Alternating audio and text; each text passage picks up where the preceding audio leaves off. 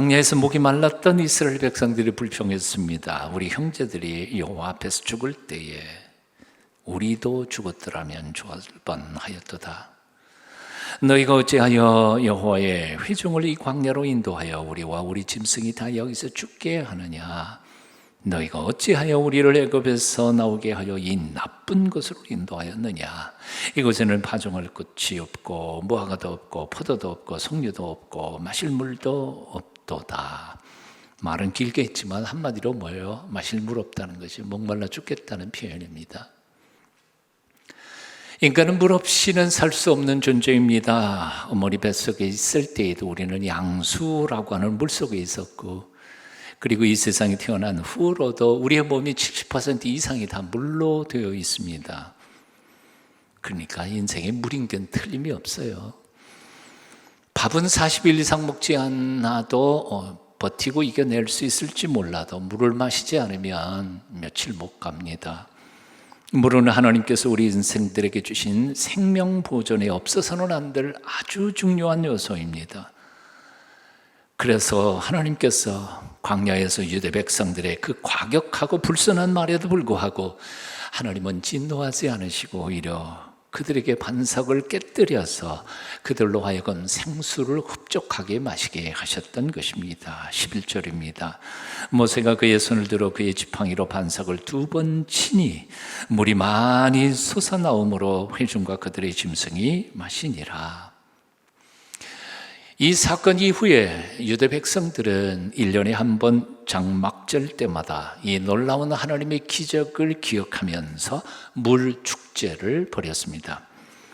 장막절 마지막 날, 그래서 큰 날이라고 하는 날에 성전에서부터 남쪽으로 약 10리쯤 떨어져 있는 실로암 못까지 백성들이 2줄로 도열을 했으면 제사장들이 금주전자를 가지고 쭉 내려와서 십리를 걸어 내려와서 실로암 물에서 물을 담고 다시 십리로 올라가서 성전 뜰 마련된 번제단에다가 물을 부으면서 찬송을 부릅니다. 그때 백성들은 시편 115편, 118편을 노래하면서 광야에서 우리 조상들에게 반석을 깨뜨리고 생수를 주신 기적의 하나님을 찬송하는 축제, 이게 바로 물축제였습니다. 그런데 요한복음 7장을 보면 하나님께서는 그 물축제의 현장에서 그 한복판에서 이렇게 외치고 계심을 봅니다.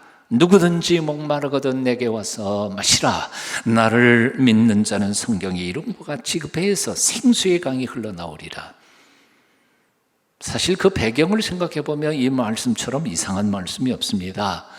예수님께서는 메마른 광야에 나아가서 목마른 사람 찾는 게 아닙니다. 지금 한창 실로암 물가에서 물을 잔뜩 가지고 올라가면서 물을 흘리고 뿌리고 그랬을 거 아니에요.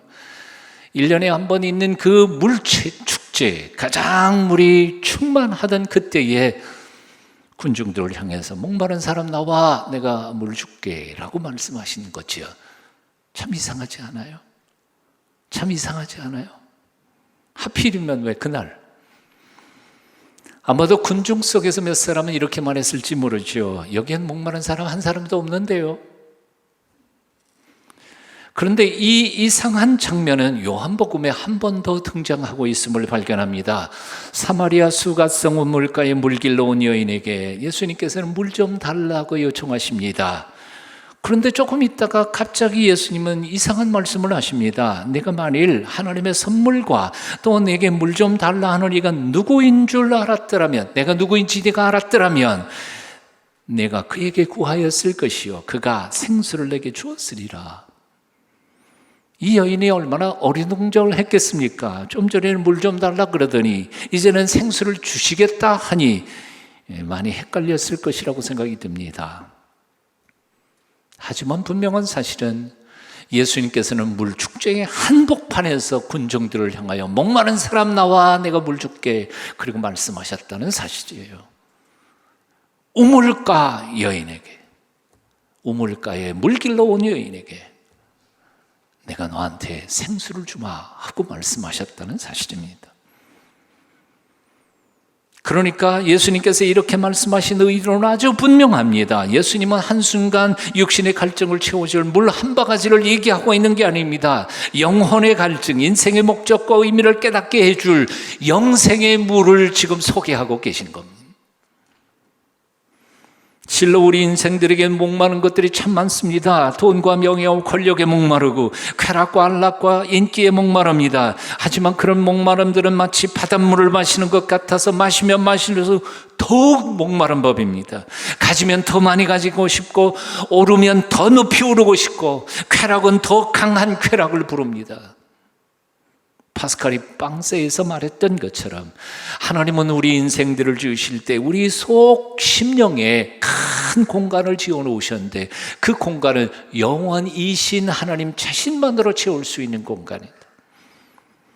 그런데도 인생들은 찰나적인 돈, 명예, 권력, 쾌락 그것으로 그 빈 공간을 채우려고 하니 너나 할 것 없이 인생들은 채울 수 없는 그 공간을 채우려고 하다가 세월, 젊음, 돈 다 낭비해버리고 제풀에 지쳐서 절망과 낙심에 무너질 수밖에 없다는 것입니다.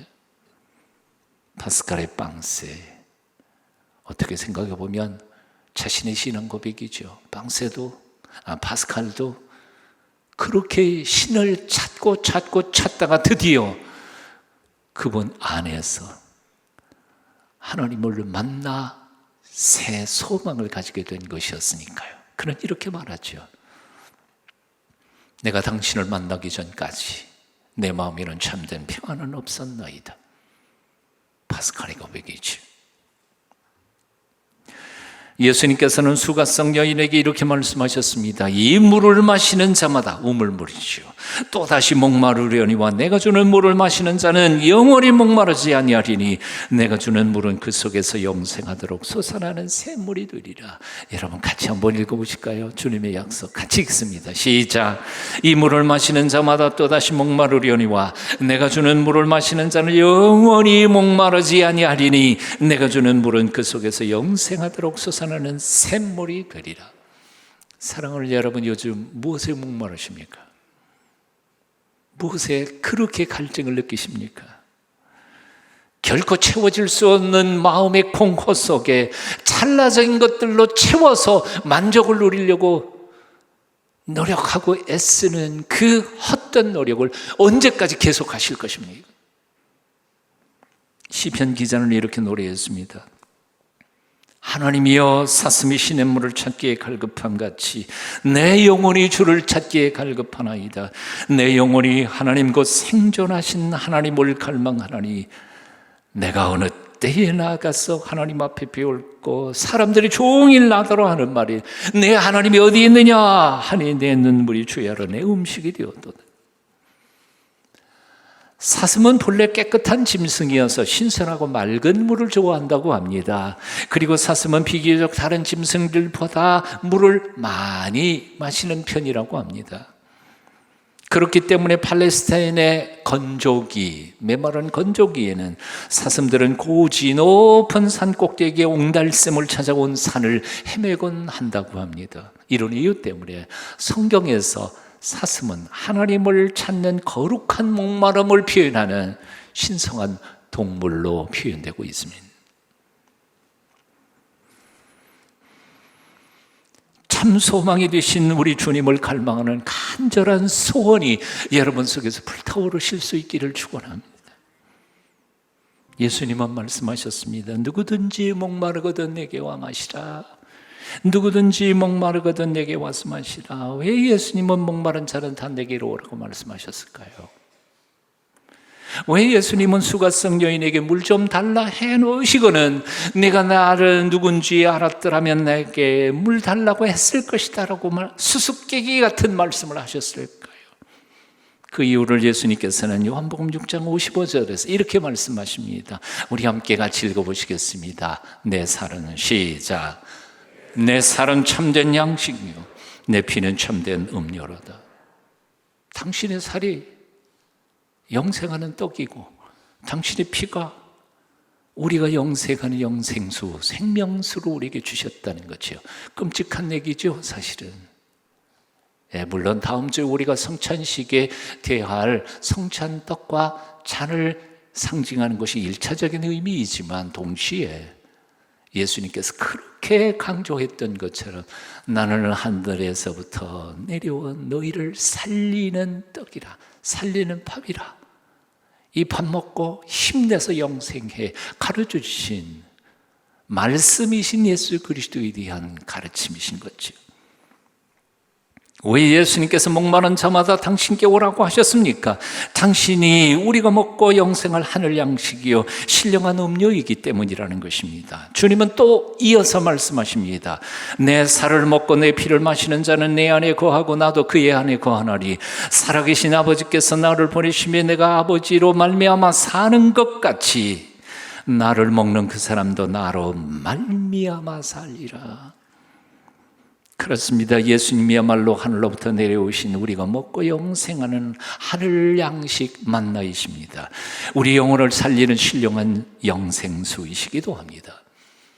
그러다가 보니 사도 바울은 그의 편지에서 다음과 같은 말씀을 적고 있습니다. 형제들아, 나는 너희가 알지 못하기를 원하지 아니하노니 우리 조상들이 다 구름 아래에 있고 바다 가운데를 지나며 모세에게 속하여 다 구름과 바다에서 세례를 받고 다 같은 신령한 음식을 먹으며 다 같은 신령한 음료를 마셨으니, 신령한 음료, 반석에서도 터져나온 그 신령한 음료가 뭐예요? 이는 그들을 따르는 신령한 반석으로부터 마셨음에 그 반석이 뭐예요?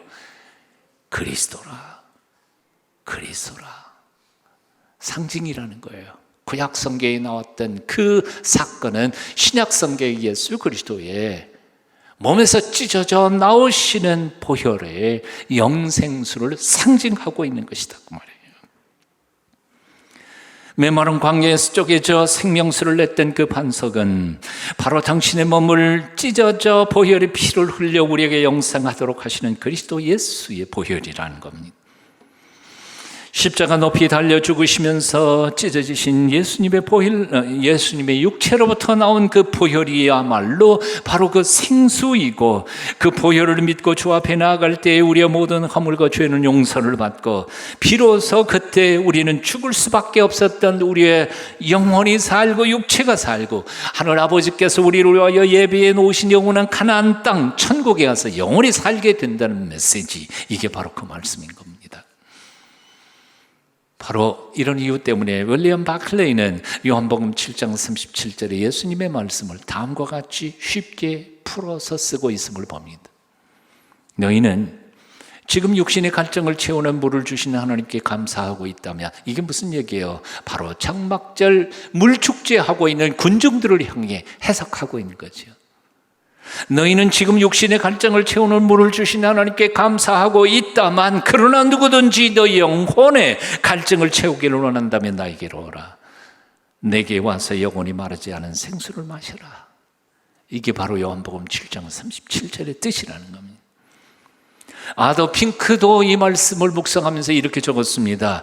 자기의 불결함을 깨닫고 깨끗해지기를 원하는 죄인에게, 죄의 끔찍한 무게에 짓눌려 살면서 하나님의 온전하신 용서를 바라는 사람에게, 자신의 연약함과 무력함을 자각하고 온전한 힘과 구원을 갈망하는 이에게, 두려움과 불신을 벗어나서 평화와 안식을 찾기를 간절히 원하는 사람에게 주님께서는 지금도 말씀하십니다. 다 내게로 오라. 한번 같이 읽어보실까요? 뜻을 생각하면서 같이 읽어봐요. 시작.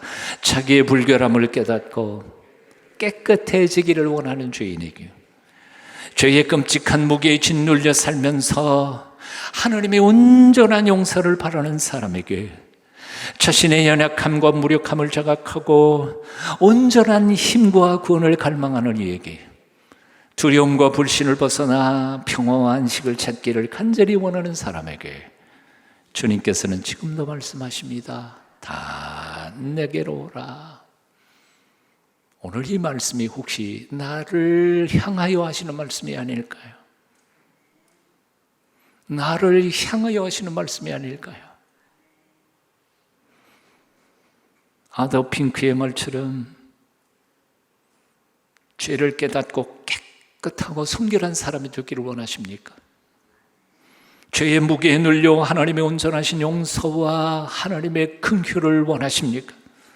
무력함과 연약함을 자각하면서 하나님의 온전하신 힘과 파워와 능력과 지혜로 구원받기를 갈망하십니까? 두려움과 불신, 염려와 공포에서 완전히 자유함을 얻고 하늘의 평화와 안식을 간절히 원하십니까? 주님의 말씀을 들으십시오. 다 내게로 오라, 내게로 오라. 내가 너희 속에 영생하는 강물을 주리. 예수님은 메마른 광야 인생길에서 당신의 몸을 찢어서 우리에게 생수를 공급해 주시는 반석이심을 믿으시기를 바랍니다. 그분이 말씀하신 말씀을 마음속에 새기십시오. 내 살을 먹고 내 피를 마시는 자는 내 안에 거하고 나도 그의 안에 거하나니 내가 아버지로 말미암아 사는 것 같이 나를 먹는 그 사람도 나로 말미암아 살리라. 예수님은 광야 인생길을 살아가는 우리 모두에게 주시는 하나님의 허락해 주시는 놀라운 해결책이시고 선물이십니다. 예수님은 그 어떤 문제에 대하여도 온전한 해결책을 가지고 계신 전능하신 하나님이십니다. 다윗의 노래처럼 예수님은 어떤 폭풍우 비바람 속에서도 넉넉히 피할 수 있는 든든한 반석이요 산성이십니다. 날마다 우리에게 하늘로부터 내려주시는 하늘의 만나요, 날마다 우리의 영혼에 생수를 공급해 주시는 신령한 반석이십니다. 저는 고린도전서 10장 4절 말씀을 추석하고 연구를 하다가 이상한 구절을 발견했습니다. 따르는 신령한 반석으로부터 마셨음에 라는 글자입니다. 따르는, 다 같은 신령한 음료를 마셨으니 이는 그들을 따르는 신령한 반석으로부터 마셨으니. 뭔 뜻이에요? 한글로는 아무리 읽어봐도 무슨 소리인지 모르겠어요. 그들을, 이스라엘 백성들을 따라가는 반석을 통하여 생수를 마셨다. 반석이 움직여요? 따라가요? 그래서 이게 무슨 말인가 하고 고민을 하면서 이 책 저 책 다 뒤져봤어요. 그러다가 결국 발견한 사실이 하나 있었어요. 2000년 전에 사도 바울처럼 율법을 연구하고 믿고 고백했던 유대인들에게는 중요한 전설 하나가 있었어요. 그게 뭔고 하니 광야, 거기에서 반석에서 물을 낸 그 반석이 따라다녔다는 거예요. 믿을 수 있어요? 황당하게 그지없는 얘기예요. 그런데 2000년 전에 사도 바울은 그걸 믿었어요. 유대인들은 믿었어요, 그 전설을. 여러분들은 믿을 필요 없어요, 우리는.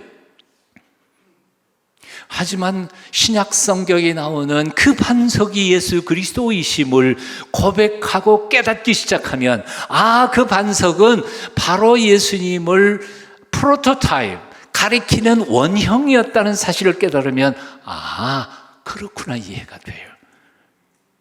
즉 광야 인생길을 가는 동안에 예수님께서는 우리의 반석이 되셔서 필요한 때에 생수를 늘 공급하시면서 우리와 동행하시는 반석이시라는 거죠. 그 뜻이에요. 고린도전서 10장 4절을 오늘 집에 가셔서 꼭 읽어보세요. 그들을 따르는 반석이라는 표현이에요. 사실 메마른 광야 어디든지 생수를 공급하는 반석이 그렇게 우리와 동행하기만 하신다면, 따라다니신다면, 그래서 우리의 생수를, 목마른 인생을, 갈증을 해결해 주신다면 걱정할 게 뭐가 있겠습니까? 사실은 광야 인생길을 가는 우리들은 엄청난 문제들에 부딪히고 있습니다. 그리고 고민도 많이 하고 좌절도 하고 낙심도 합니다. 많은 따라다니는 반석이신 창조주 하나님 예수 그리스도께서 우리와 동행하신다면 문제될 게 하나도 없다는 생각이 들어봅니다. 우리에게는 문제가 엄청나게 많지만 하나님에게는 문제가 하나도 없습니다. 변화산 날에 귀신 들린 아들을 데려왔던 아버지가 주님 앞에 이렇게 호소했습니다. 주님, 할 수만 있거든 무엇이라도 좀 도와주십시오. 주님께서 말씀하셨습니다. 할 수 있거든이 무슨 말이냐? 믿는 자에는 능치 못함이 없느니라. 하나님께서 능치 못할 일이 있겠습니까? 창조주 하나님에게 불가능한 일이 어디 있겠습니까? 히브리서 기자는 이렇게 말합니다. 긍휼하심을 받고 때를 따라 돕는 은혜를 얻기 위하여 은혜의 보좌 앞에 담대히 나아갈 것이니라. 코로나19 이 고통의 세월 속에 우리야말로 정말로 은혜의 보좌 앞에 담대히 나아가 구해야 되지 않겠습니까? 주저하지 말고 두 손 들고 하나님 앞에 나아가십시오. 모든 것이 다 끝장나 버린 순간에도 하나님에게는 여전히 희망이 있음을 잊지 마십시오. 성경을 보면 예수님께 나아갔던 사람들은 모두 자신들의 목마름을 해결받았음을 발견하게 됩니다. 인정에 목말랐던 여리고의 세리장 삭개오, 예수님을 만나는 순간 돈에 대한 목마름, 인정에 대한 목마름, 갈증을 해결하고 자유함을 얻었습니다. 그래서 불의한 돈들을 다 내어놓고 나눠주면서 구원의 은총 안에서 감격하면서 남은 삶을 살았습니다. 사랑에 목말랐던 사마리아 수가성 여인은 영생의 주인이신 예수님을 만나 단번에 그 갈증을 씻어버리고 수치심과 열등감 때문에 만나기를 두려워했던 그 동네 사람들에게 나아가서 자신있게 소리를 지으며 외쳤습니다. 와 보십시오, 이분이 그리스도가 아닙니까? 진리에 목말랐던 이스라엘 최대의 지성인이었던 니고데모 선생은 예수님을 만난 순간 그 많은 지식과 지혜와 율법 준수로도 채울 수 없었던 그 마음의 공허를 체험받고 거듭나서 예수님이 돌아가시는 마지막 순간까지, 아니 예수님의 죽음까지도 장례 치르는데 기꺼이 헌신했던 사람이 됩니다. 주님 말씀하십니다. 나를 믿는 자는 성경의 이름과 같이 그 배에서 생수의 강이 흘러나오리라. 물은 가득 차야 흘러넘치게 되어 있습니다. 생수의 강이 내게서 흘러넘치기를 원한다면 내 속에 생수를 가득히 채워야 합니다. 사모해야 합니다. 영생수를 마시고 또 마시고 마셔서 내 속에서 저절로 영생수가 터져나오도록 해야 합니다. 내 속에 예수 그리스도의 인격, 예수님의 사랑, 예수님의 능력, 예수님의 용서, 예수 그리스도의 영. 요한복음 7장 18절 이후에 이 물은 성령을 가리켜 말씀하시다 그랬잖아요. 영으로 내 속에 온전히 채워질 때 비로소 내 속에서 저절로 예수 그리스도의 인격이, 예수님의 사랑이, 예수님의 용서가, 능력이, 예수 그리스도의 영이 차고도 넘칠 줄로 믿습니다. 고난주간 이 한 주간 동안 날마다 목마르게 반석이신 예수님을 찾으시기를 축원합니다. 날마다 불타는 마음으로 주님을 온전히 마음에 모셔드리시기를 바랍니다. 그분의 임재로 인하여 공허했던 여러분의 심령이 가득 채워져서 그 임재에서부터 솟아나오는 생수의 강물이 여러분의 가정을 살리고 이웃을 살리고 직장을 살리고 여러분 자신을 살리고 세상을 복되게 만들어가는 주의 백성들이 다 되실 수 있기를 축원합니다. 윌리엄 맥도날드는 이런 글을 썼습니다. 그리스도인 가정에서 자라났지만 부모의 생활 방식을 거역하고 자기 마음대로 살겠다고 집을 나간 자매가 춤에 빠져 살았습니다. 그러던 어느 날 밤 춤을 추다가 갑자기 어릴 적에 배운 성경 구절이 머리를 스쳤습니다. 내 백성이 두 가지 악을 행하였나니 곧 생수에 그 논이 되는 나를 버린 것과 스스로 웅덩이를 판 것인데 그것은 물을 저축지 못할 터진 웅덩이다. 자신의 죄를 깨닫고 즉시 파티석을 빠져나와 다시는 돌아가지 않았습니다. 자신의 삶의 공허함을 깨닫고 주님께 엎드리며 고백했습니다. 주님, 저는 터진 웅덩이를 열심히 팠습니다. 그러나 그것은 실패작이었습니다. 주 예수님, 주님밖에는 아무도 저를 만족시킬 수 없습니다. 주님 안에는 사랑과 생명과 영원한 기쁨이 있습니다. 이 고백이 오늘 여러분의 고백이 되시기를 축원합니다.